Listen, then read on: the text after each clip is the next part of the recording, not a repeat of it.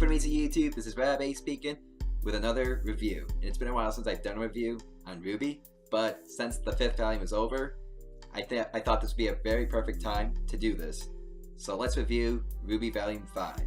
And I just gotta say, great volume, better than Volume 4. Also, I have notes here because I just want to make sure I don't miss anything, so I'm mostly going to be reading off of this, so just to let you know. So it's about the upcoming attack on Haven. The team is coming back together and they must work together, try to unlock the relic before the bad guys do, you know, Cinder and them. Also, I'm going to be digging into some spoilers, so spoiler ahead. Okay, so let's start off with RWBY. As always, RWBY is kicking ass with her scythe. You know, she goes through some development as a character. Not a whole lot, but some. In fact, the biggest development with her is that she starts doing hand-to-hand combat. When Yang is in trouble, RWBY comes right in to use hand-to-hand combat. Like, that was amazing to see. I also like seeing the chemistry between RWBY and Oscar. I think it's pretty neat how these two work together. Even though Oscar is sharing the same body with Osmond, it's really interesting to see these two characters, you know, connect.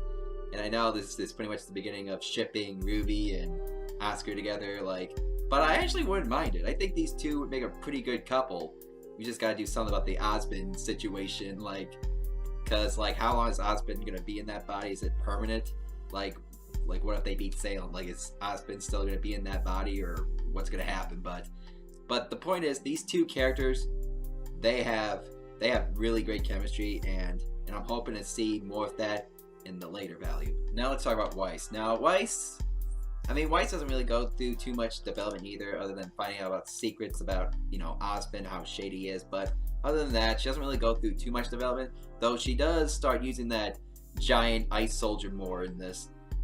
But not only that, but we see her, you know, connecting more with Yang and RWBY again, you know, after they just reunited. And it's just nice to see that Weiss is actually, you know, trying to be there for Yang. But then later, oh my god, though, we are left at the craziest cliffhanger ever. When Cinder throws a spear right through Weiss. That was really crazy for a cliffhanger. And if it wasn't for Jean, Weiss would be dead. Jean unlocked his semblance. It appears that his semblance is healing. And that's really handy, especially for a situation like that. For years, we have been waiting for Jean to get a semblance since the very beginning.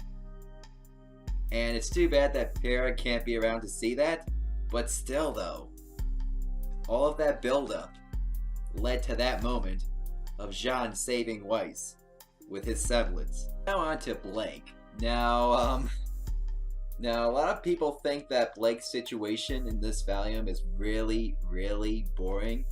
And in some ways, I can understand that. I mean, it's slow for a while, from when they're trying to recruit Faunus and whatnot. But once the White Fang attack their house, that's pretty much the best part, because that's when the action happens there. You get to see her and her family fight along with Sun, you know, they get to fight the White Fang. And the fight between Blake and Ilya, I think her name's Ilya, that fight was amazing. I actually liked that fight. It was actually emotional, intense at the same time, and Blake actually had some guts to actually set her house on fire. She was a risk taker in this volume for doing that. I think Rooster Teeth was trying to tell us that, you know, that Faunus can redeem herself. And I think Ilya's an example of that. Because, I mean, Adam's not going to be a good guy. We all know that. He's not going to be a good guy. Blake can't, you know, redeem him or anything. But she can redeem Ilya, and that's pretty much what happens. Blake pretty much saves Ilya from being poisoned. That they should take extreme measures on the humans. And no, that's not the case. Ilya understands that now. So that was a pretty nice thing to see. A bit of character development with Ilya. I thought that was pretty nice to see that. And then, this later results in the Faunus, you know, the good Faunus, going up against the White Fang in, you know, the attack on Haven. Luckily they were there, otherwise the White Fang would have gotten away with destroying Haven. But nah, Blake, you know, led the other Faunus into making sure that they would apprehend, you know, the White Fang, except for Adam. Adam pretty much ran away. Yeah, he was pretty cowardly at that moment. So yeah, Adam, you kind of sucked at that moment. Now on to my favorite character. You know her, Yang.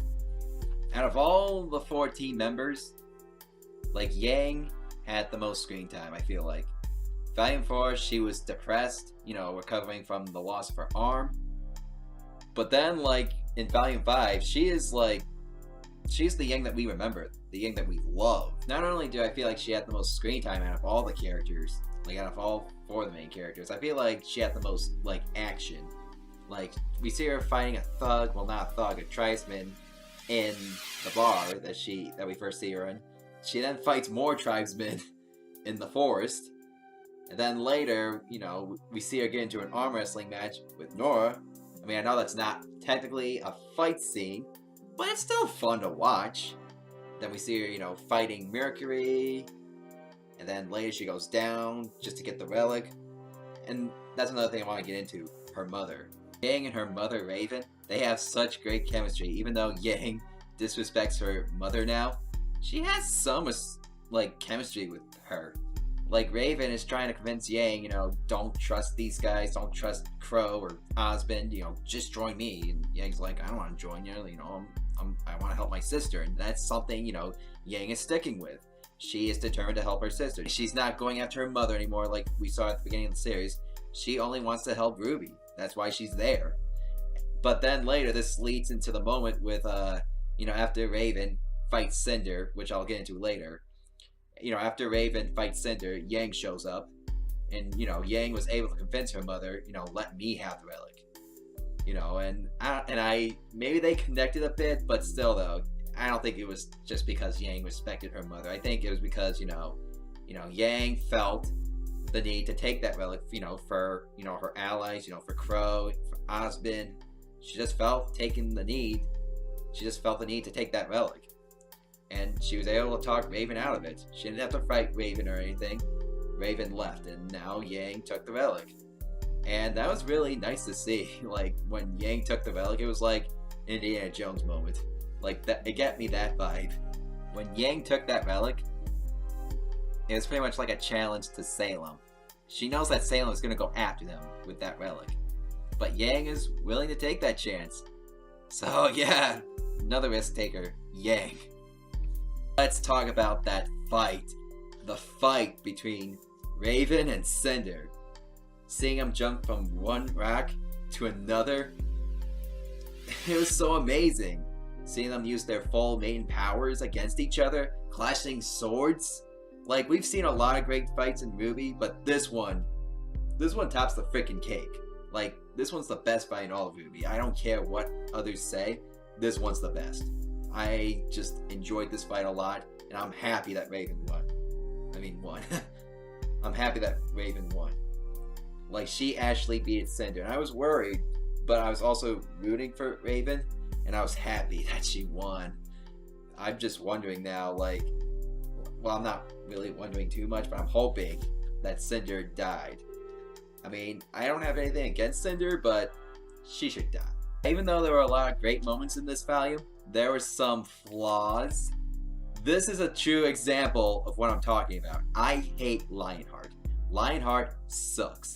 And I'm glad that we are not going to see him again. I'm glad that he's dead. This guy was just such a total coward. He didn't have any pride or anything. He was only protecting himself. He was trying to protect his own life and let the other huntsmen die. Feeding the enemy information. This guy was just a total coward. Total pawn, total slave. He gets no redemption. He sucked. And I'm glad that, I said it before, I'm glad that Lionheart is not coming back. I already talked about the slow paced moments with Blake. Like before we got to the moment where her house is being attacked. But yeah, there was a lot of talking in this volume. Especially in chapter 10. Like, that's when Cinder's trying to make an alliance with Raven and them. You know, like, Cinder and them are trying to make an alliance just to obtain the relic and whatnot. And it's just so boring. Too much talking. Like, I mean, would have been awesome if, like, instead of seeing that scene, instead of not seeing it at all, like, the heroes would just go to, like, meet Lionheart. And then that's when it's revealed that Raven and Cinder are in an alliance together. Like, that would have been an awesome plot twist. We would not expect that. but it was just so boring to see that moment in chapter 10. It was probably like one of my least favorite episodes in that volume. But other than that, this was an amazing volume. I loved it a lot, better than volume 4, like I said before. Despite talking and, Lionheart, it was really good. And I cannot wait to see what happens in volume 6. Now the wait for volume 6 is beginning. It was nice seeing, characters go from one step to another. It was just so great. And the moments, like the emotional moments where like all 4 members of Team RWBY come together and they hug. It's just such a beautiful moment. It's always a beautiful moment to see these girls hug. When Yang and Weiss hug for the first time after so long, that was beautiful. And then when they go up to meet RWBY again, that was beautiful. And that in the last episode, when all 4 of them together, that's beautiful. I loved it. I love that we are going to see these girls again fighting together in volume 6. That's going to be a fun ride. It's just so weird because volume 5, it seems like only yesterday we were just waiting for volume 5 to come out. And now we've seen it. Now we gotta wait for volume 6 to come out. But not only that, but Rooster Teeth is coming out with a new anime CGI series. If you waited after the credits, you've probably already seen this. The preview for their next anime CGI series, Genlock. I am excited for this, but that's a discussion for another time, and I will make sure, to keep you guys, I'll make sure to do videos on that. I cannot wait to see that series and do another big review video just like I'm doing with this one right now. But that's all I have today, guys. Do me 4 favors. Share, like, comment, and subscribe. I just cannot believe that it's over. I'm Robbay, and this video is done, and so is Volume 5. Volume 5 is done.